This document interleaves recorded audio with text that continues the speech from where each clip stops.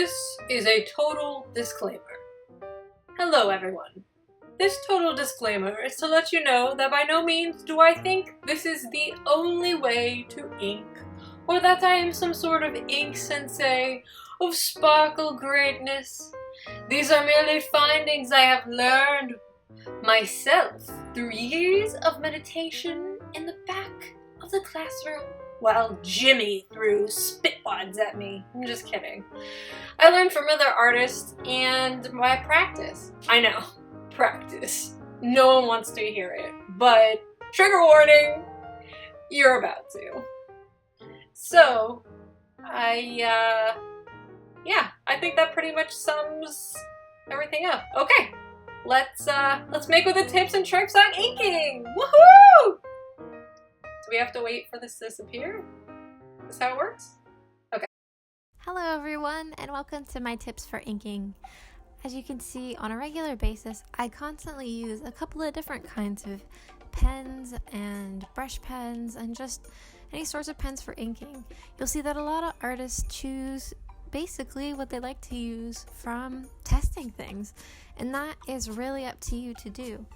The very first tip I have to give you is to research and test your pens to see what they're going to do for you and how they're going to work with your artwork. Are they waterproof? Are they water-based? Do you prefer making smaller pieces of work? Do you prefer making bigger pieces of work? Do you like to get a whole lot of line variation? And then how much control do you like to have? Do you prefer big and puffy strokes? Do you prefer precise and precision control like a brush pen? It's really important to go on a little journey of self-discovery with your pens and figure out what works best for you. The ones that I'm using and will be using most frequently are Pigma Micron brush pen, or Pigma Micron pens, the Pentel pocket brush pen, the Pentel pilot brush pen, and this is a Faber-Castell brush pen in color, but we're not going to get into color pens today because that's the next level sort of thing. But yeah, anyways, as you can see, some of them are faded and some of them are not. But the old color thing is something for the next level, and we will do that at another time if you guys so wish. Anyways, moving on.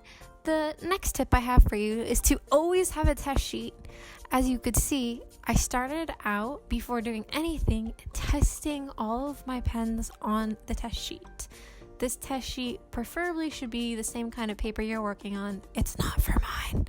But as you can see, I just tested out my Micron and it wasn't working so well. I didn't even plan it that way. It just worked out. But then I grabbed my new Micron and as you can see, voila! That is much better. This is how it should be flowing, and my other one is dying.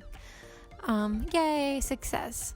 So now that I found the pen that I could use, I can go ahead and start my piece. But I don't know if I said that, but that was tip 2. Okay, should we count? I don't know, people like counting things. But as you work on your piece, and as you probably guess upon your piece, it's best for you to, number 3, use the right size and style of pen for your piece.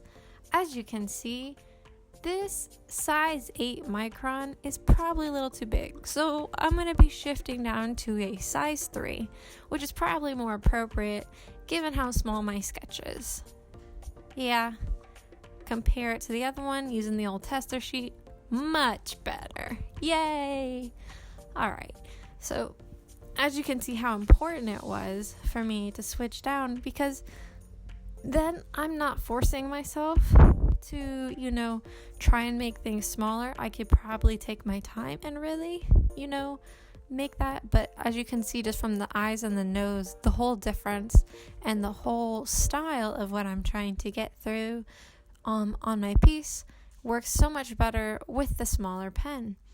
And there's plenty of pens that offer a variety of sizes and fine or extra fine or thin or tip, but Micron usually does this really well, which is why I really like to use them. In addition, they are waterproof, so I can use my watercolors and my Copics to my heart's content. So that is why you must also choose the pen for your style of artwork and experiment. That is the next tip. Make sure that you choose the pen that you're going to use for the type and style of art that you're going to work on. Now, obviously, I've chosen the Microns and the really teeny tiny brush so I can get really squishy with this piece.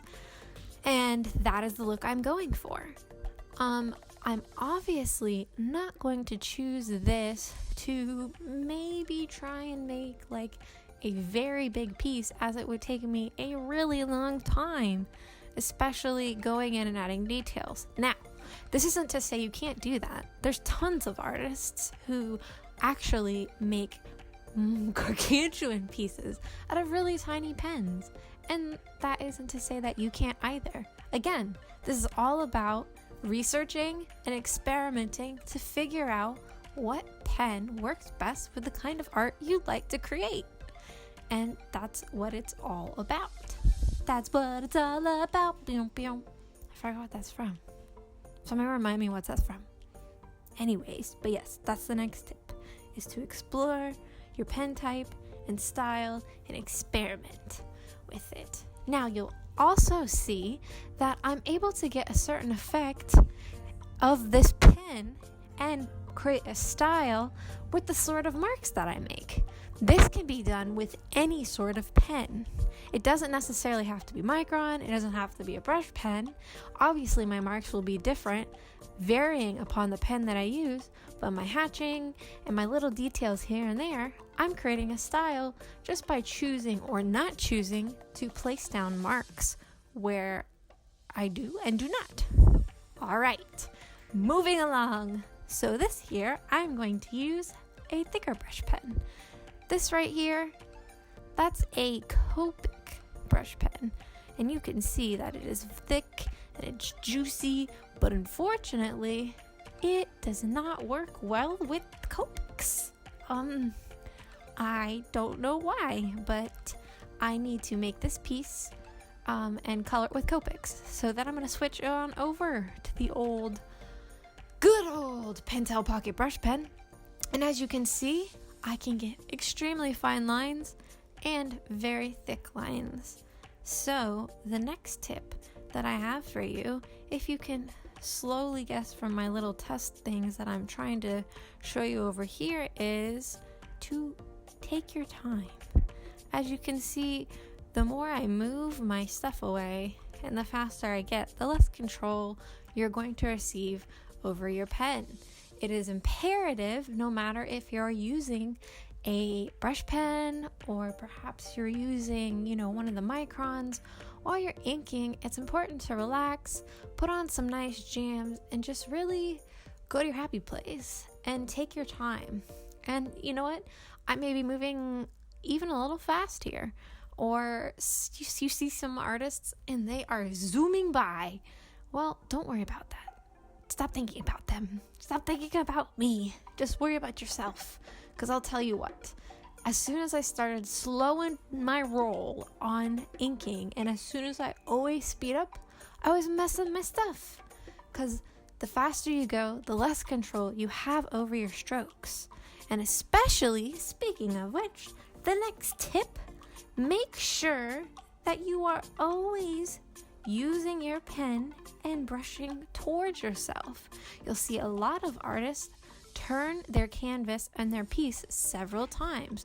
That is because, you see how I just stroked away from myself? That's a no-no. So I have less control over where my stroke goes. If I'm taking longer or shorter, minor adjustment there, if I'm taking longer or shorter strokes, the farther you go away, the longer you make your stroke, the less control you have.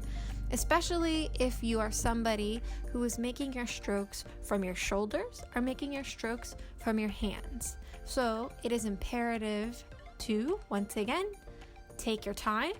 And number 2, pull the pen towards yourself, not away.